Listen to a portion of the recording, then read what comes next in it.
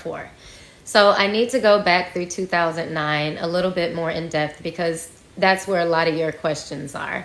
So the first part of 2009, I'll say the first quarter, I am confiding in Shawnee. I'm talking to her about pretty much everything I'm going through. She was one of the first people I told that I was pregnant, so I really thought I had a friend. When it came down to me telling her that Superman had reached out about trying to work things out, it was do what you feel is best for you and your son, follow your heart, don't listen to what people have to say, nothing biased. So I decide to work things out. As we're working things out, there are also conversations about a reality show. When I discussed it with him, he was all for it. He wanted to do it. He was excited about it. I told Shawnee, and easy sell. So during this time, we are working on our relationship. We are out in public. I mean, I'm going to the games. Our son is wearing his jersey. We had a Magic Dancer reunion.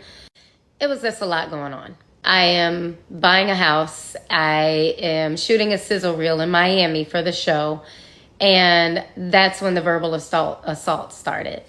But I took my ass to LA and I went and I pitched that show to all those different networks. And I talked about how great of a relationship I was in. And I just knew I got it sold. I get back home and I find out that I have been cheated on with several women. All that I kept thinking in my head was, this man does not like to use condoms. I went off. I went to the clinic, I got tested, and I went off on Twitter. I mean, woo! I was letting his ass have it, y'all. Of course, he got pissed off, and we, broke up. And then a couple days later is when he comes by the house, and he's supposed to be picking up our son. He's mad because I would usually have a backpack and some of his favorite snacks at my house, but we're not together, so why the fuck would I have that?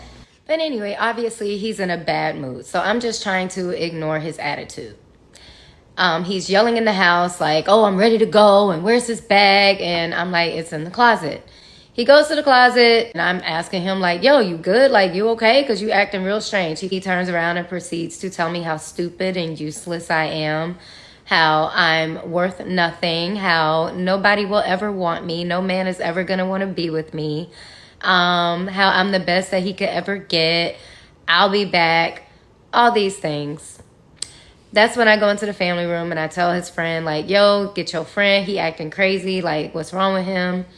And he comes out. That's when he grabs my hair, flings me into the entertainment center. Same thing with our son. I told this story in part 3. I don't really want to have to rehash it. But before they left, obviously his friend is saying, hey, man, stop. That's a female. But he's still screaming and calling me every name besides the one I was given. They then pick up our son, and they leave. I'm now left to have this conversation about what just happened with my goddaughter. After that, I then had to pick up our son from his house. And I'm sorry, y'all. I do not know why I laugh or smile when I'm telling my trauma. I don't know. I'm so sorry. I know it looks weird. I know it looks crazy. I don't know if it's a coping mechanism. I don't know. I'm sorry. I'm trying. I don't know why I do that. But they leave with our son, and like I said, I have to now go and pick him up from his house after this visitation, and I'm in his room, and that's when the knife situation happened. It should also be noted that prior to me going to pick up our son, we had a few conversations, and I forgave him again. So I get to the house, and he asked me to come into his room. I go, he closes the door, and he pulls a knife out on me. He says, I could really kill you right now and claim self-defense, and they would believe me because everyone loves me here, and they hate you. To attempt to rewrite history is crazy because those of you who were at the house that day know exactly what happened. But maybe that hypnotism did work. So he comes over to the house about a week or so later, and we're hanging out with our son, watching a movie in the family room. Remember, we're trying to work things out.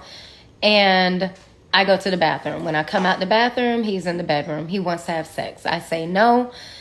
My cycle is on. He says he wants head. And I say, no, our son is right there in the other room. He proceeds to get up. He shuts the door. He comes over to me and he pushes me down to the floor like he did before. And he proceeds to ram his waist into my face.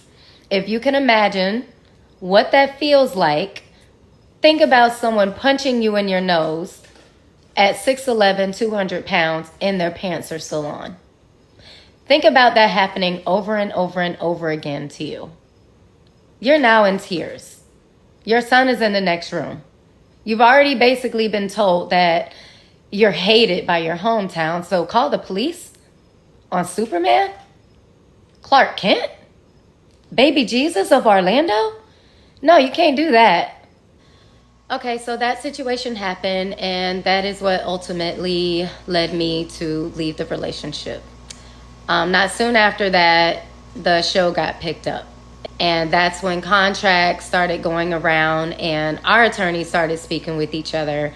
And because I was still signed on to do the show and he was not, they were concerned about what I was going to say on the show.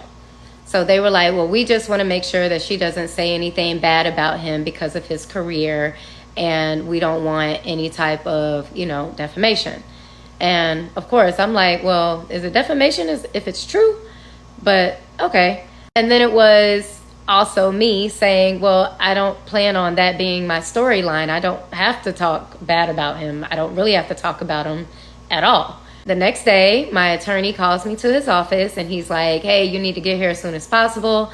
I need you to sign this agreement. And I was like, what agreement? He said, the agreement about what we talked about yesterday with you and Superman. And I was like, oh, okay, cool. I get in my car, and I think I was even at the park because I was close. But I get to his office, and it's not even 4:50 yet. It's like 4:40 something.